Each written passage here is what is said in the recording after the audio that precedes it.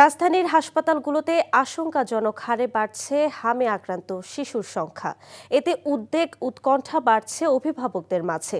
রাজধানীর শিশু হাসপাতালে আছেন সহকর্মী নাহিদ প্রিন্স, সরাসরি যুক্ত হচ্ছি তার সাথে।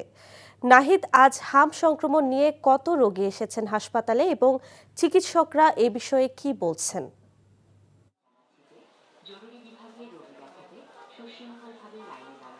আদিবা, আক্রান্ত শিশুদের সংখ্যা এখন 17। আজ 24 ঘন্টায় মোট 3 দিনে আক্রান্ত শিশুর সংখ্যা, 3 মাসে আক্রান্ত শিশুর সংখ্যা দাঁড়িয়েছে 145 ছাড়িয়েছে। তো এখনও চিকিৎসা নিচ্ছে এখানে প্রায় 57 শিশুর বেশি চিকিৎসা নিচ্ছে। সিভিয়ার রোগীর সংখ্যাই মূলত বেশি।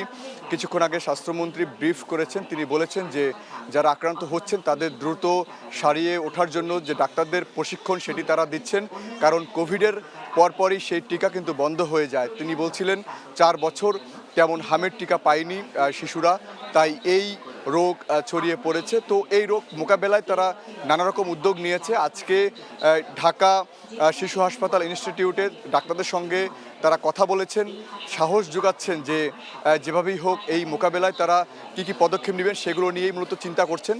এই মধ্যে কিন্তু প্রায় 90 শিশু ইতিমধ্যে হাসপাতাল ছেড়েছেন, কারণ তারা সুস্থ হয়ে বাড়ি ফিরেছেন।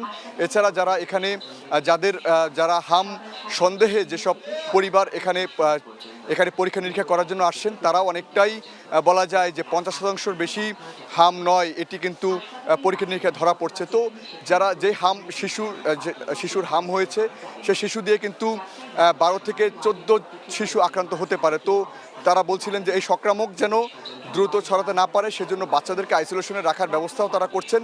এছাড়া যারা বাসায় চিকিৎসা নিচ্ছেন তারাও যেন এই আইসোলেশনে থাকেন সেটি তারা বলছেন। তো এই ছিল আমার কাছে হাসপাতাল থেকে সবশেষ। জানছিলাম হামের চিকিৎসা নিয়ে সবশেষ খবর।